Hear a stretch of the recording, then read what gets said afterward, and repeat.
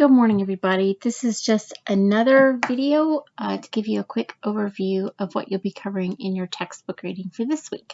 And this week's reading is shorter than last week. It's about 7 pages, and it covers cultural life. That's the big heading in your textbook for this section, starting on page 890. Okay, so there were many areas of American life that underwent a lot of changes during the Gilded Age. There was the growth of large cities, new scientific discoveries that led to new forms of entertainment.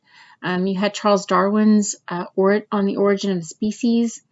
This shocked people who believed in a literal interpretation of the Bible's account of creation. So that caused had a great impact on a lot of areas of thought.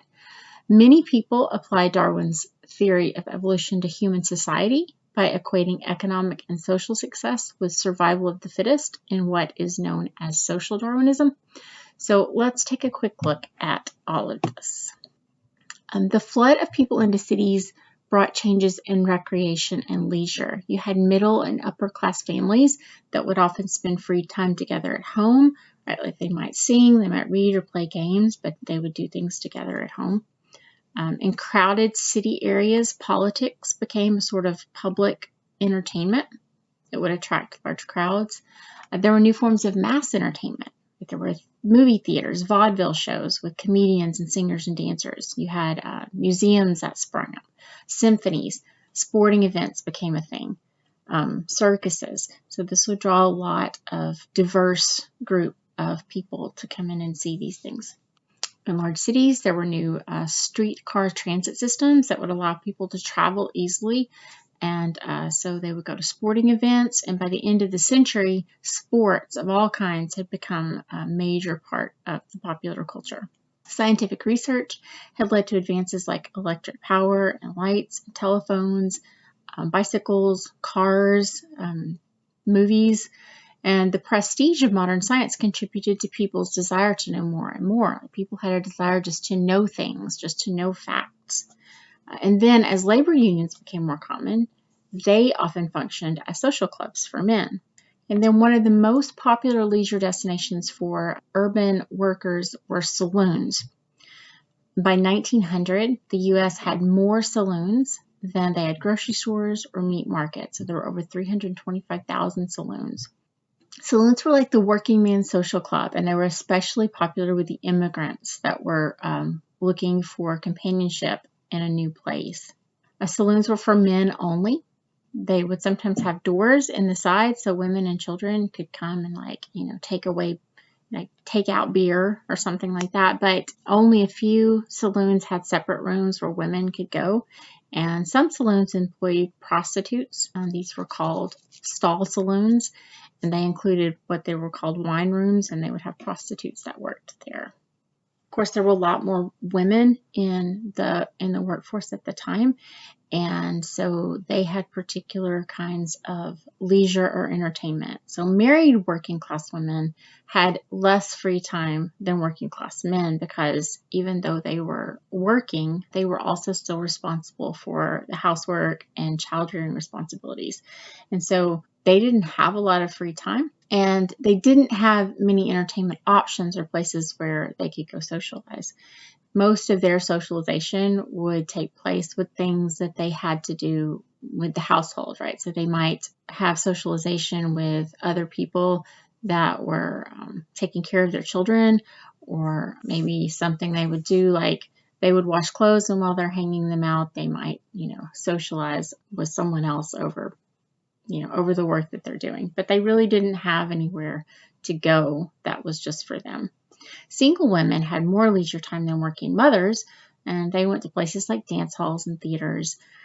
And then when movie theaters became a thing, the cinema became the most popular form of entertainment for working women. So it was somewhere that they could go. Then you had Darwinism, the impact of Darwinism. Almost every field of thought was affected by Charles Darwin's book on the origin of species. This is one of the most influential books that was ever written. And his idea was, of course, natural selection. And this was that organisms that had favorable characteristics will adapt and survive while other organisms die. and that modern species evolved from less complex forms of life. And this was shocking because it seemed to contradict a literal interpretation of the biblical account of creation. And that was what most people believed, right? Most people believed at the time was that the Bible literally told exactly what happened at creation. And so this was contradicting that. And it also suggested that people were no different from animals, right? Like people had evolved too from lower life forms. And so this kind of led Christians to protest that Darwin's ideas led to atheism, right? Like that there was no God because there was no need for a God. So this was very shocking at the time, and it shook the faith of some Christians, and other Christians found, they reconciled this, but it was a major shift in people's thinking, and had a major impact on the way people were thinking at the time. And then, even though Darwin applied his ideas only to biology, many people applied it to human society. So Herbert Spencer was a leading British social philosopher, and he was the first major proponent of what later came to be called social Darwinism. And Spencer argued that human society and its institutions evolved through the same process of natural selection, so that you had survival of the fittest as the way that society progressed. He believed that competition for dominance among people and ideas and nations would make for a perfect society and perfect happiness. So Darwin disagreed with him, but many others were convinced by his reasoning. And among them were E.L. Youmans, and he was a founding editor of Popular Science Monthly, and he became the foremost champion of Spencer's ideas in America. John D. Rockefeller also was, remember, he started the Standard Oil Company, he was that oil tycoon. He was convinced by Spencer's ideas. And William Graham Sumner was a professor. He was a classical liberal social scientist and a professor at Yale, and he taught natural selection, social Darwinism philosophy. He believed it was a mistake for governments to promote equality because it interfered with this natural survival of the fittest process. And social Darwinism implies the need for a laissez-faire government policies because interference hinders societal progress by helping the unfit, like enterprises and people, survive. And then there was Reform Darwinism. Sumner's efforts to use Darwinism to promote this idea of rugged individualism and oppose government regulations got other people to try to find an alternative use of Darwinism in the context of human society. So people were looking for another way to look at human society through the lens of Darwin's ideas.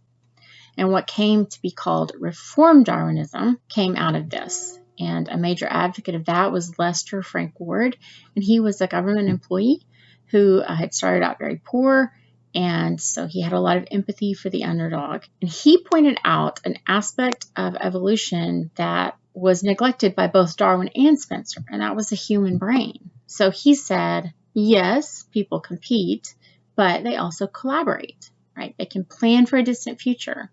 So they do these things, like animals don't do these things, but people do these things. So he's saying there's a difference between people and animals.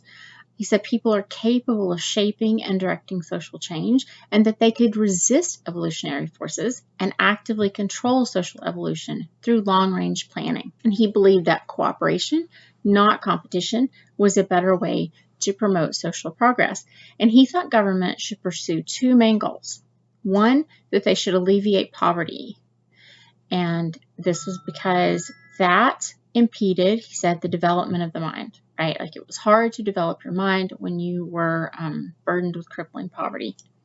And also, he believed that government should promote the education of the masses because intellect, informed by science, could foster social improvement. And so Reform Darwinism became one of the pillars of the progressive movement during the late 19th century and after.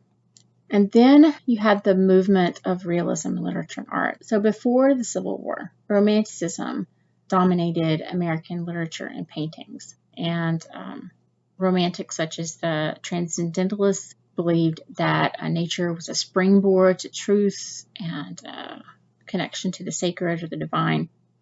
And realists emerged in the last half of the 19th century, and this was in part due to the horrors of the Civil War and in part due to the discovery of modern scientists.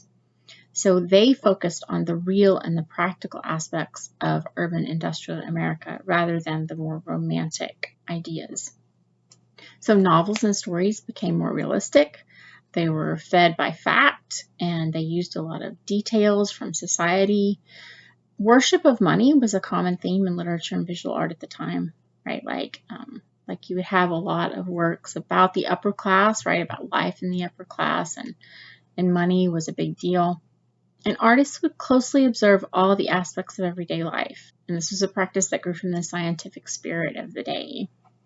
Okay, so that is all we're going to look at. And this is a lot shorter reading than last week's for sure. Okay, so let me know if you have any questions, okay? Have a good rest of the day.